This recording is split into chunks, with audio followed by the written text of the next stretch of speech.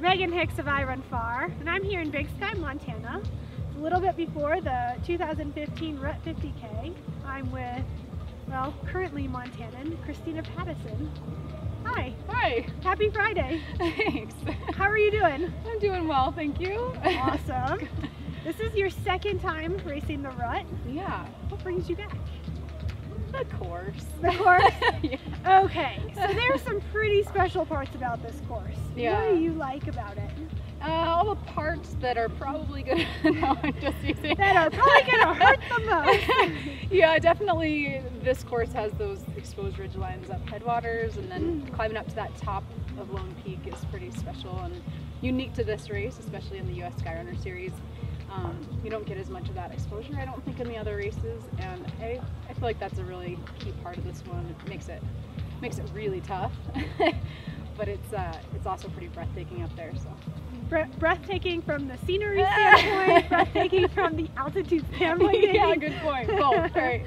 Okay, so this is our first time interviewing you, which I'm pretty excited about. Thank you. But I'd like to hear some background about you. I don't know you too well, and I'm not sure how much the I Run Far community knows about you. So tell us about your background as an endurance athlete. Well, it didn't start very long ago, I can tell you that much. But I worked in wildland fire for 10 years, and so okay. I think that's where I got the majority of my base of endurance, you know, and then probably some mental toughness. Yeah, a little bit of pain tolerance, and then ended up just a few years ago, I think it was 2011, did my first 50 miler with a friend, just kind of peer pressure, and that was the Le Gris, yeah. right? Yes. Which is just classic Montana. Yep. Ultra marathon. Yep. Fried chicken at the finish line. What are the potato wedges called? Like JoJo's. Yeah, I know, it's so great.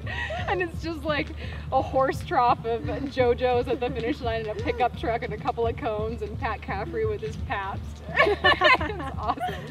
So then I decided to do it again the next year. So you just did it on a whim? Yeah, just on a whim, and I wasn't running very much back then. I was working in fire, and so we didn't do a lot of running during the summer, and then that's a fall race. Okay. And so then the next year I just figured I might be able to do a little better because I had done it once, and then I did a little better, put in for Western states, and got drawn on my first ticket, which was kind of a huge surprise. I know about that at Hard Rock this year. Oh yeah. Yeah, I got picked on my first ticket too. Yeah, so. and that's just, I mean, it's mind-blowing, but it's really exciting, and so I decided just to go for it and did a couple races for practice and did my first 100 a few months later. So it was kind of a fast introduction, but it was just so exciting, and you know, that race, Le Gris, is so laid back, and it's such a great atmosphere, and it's so Montana, and so I really fell in love with that community. Yeah. And now this is obviously very different from that, kind of the polar opposite. Yeah. So then I got drawn more to the races that have a little bit more gain and loss. I just like those a little better. They're a little bit more challenging, and I think that they play to my strengths probably a little bit more, just for steep ascents and whatnot. So then I ended up doing the Rut last year, which was the best race that I've ever done, and so I had to come back. And it turned out pretty well. You turned up 6th place. Yeah, it wasn't bad. Among just a stacked international field. Like, yeah. You know, International Skyrunning dropped in all of their big athletes, and you was pulled out awesome. 6th place. Yeah, it was really, I mean, I was so surprised. I was just hoping, you know, maybe top 10, 15. I thought probably top 20. So when I got 6th, I was pretty excited. Yeah. It was fun. Yeah. It's a great course, and so then I kind of did some more skyrunning this year, which was great. So I'm glad to be back. I'm hoping to at least beat my time from last year. That's my main goal. We also saw you race at the Transvolcania Ultramarathon this spring, Yes. where you did really well too. Thank you. Another top 10 finish within a stacked international field. Like, it's not nuts. a fluke, Kristina. I don't know. I'm pretty sure it is. Actually, it's just like a 6th place after 6th place. That's where I like to be. Right there. Safe number. Right behind that.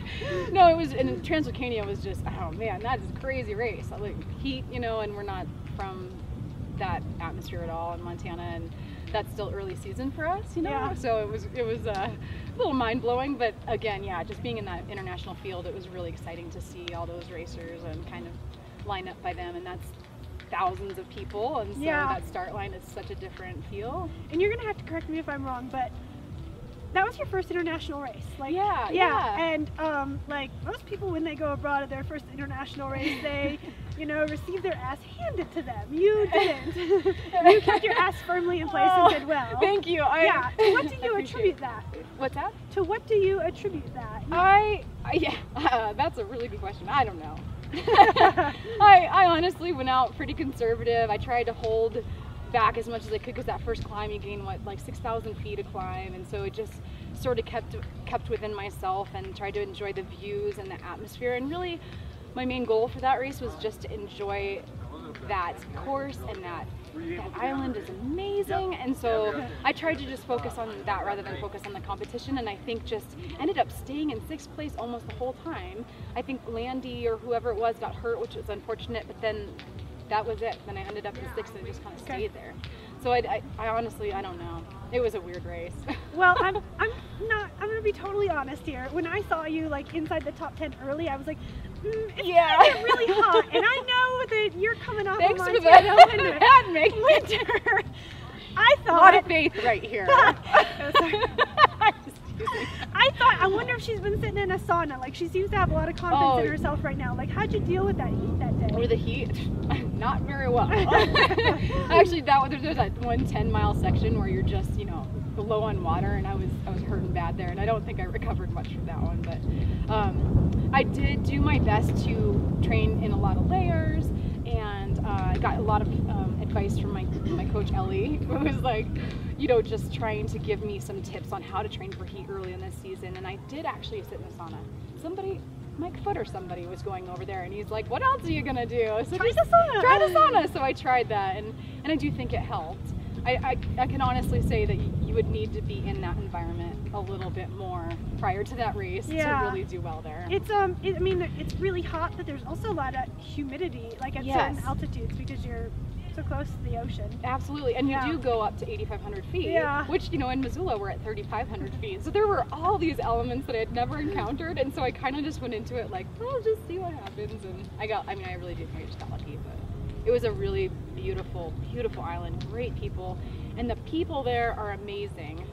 So super into the race, right? Which is like here too. I think this is one of the closest things you have to the kind of that international atmosphere where there's a lot of people out in the course just cheering and cowbells, and it's really fun. And yeah, this is a special race. I love it. I want to end by asking you about that vibe. So we're like in the middle of Montana right now. Yes, we It's are. a pretty beautiful Friday evening. Yeah. You're a Missoulian. Yeah.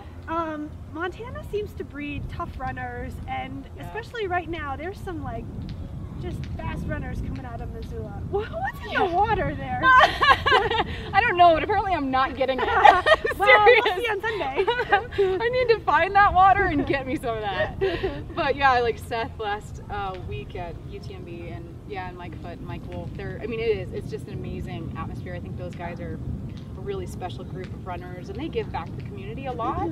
And I think that gives us all a little bit of a boost in a way, because they do their best to kind of, you know, answer all our stupid questions. And, you know, honestly, like, I've asked them some dumb questions, and they're always very kind and generous with their knowledge, and I think that just breeds a very great community in our town, which is really special. And so, yeah, I think that that's what it is, and I think that they particularly train together, and I think they feed off of each other. They have to, because they are all just so top level. It's pretty impressive, so. But there's, to me, like, we're just getting past the point of coincidence now. There's just too many fast people coming out of Missoula. Is it something? You thought about maybe it was the trails? Is it a good that's a good altitude, like a little bit of altitude, but not a lot? Like you can stay fast? Is it diversity of trails? Like, yeah, it could be that. Because I think there are a couple of, you know, we don't have the really technical stuff like the UTMB course or the Mont Blanc 80K. That type of Chamonix technical we don't have.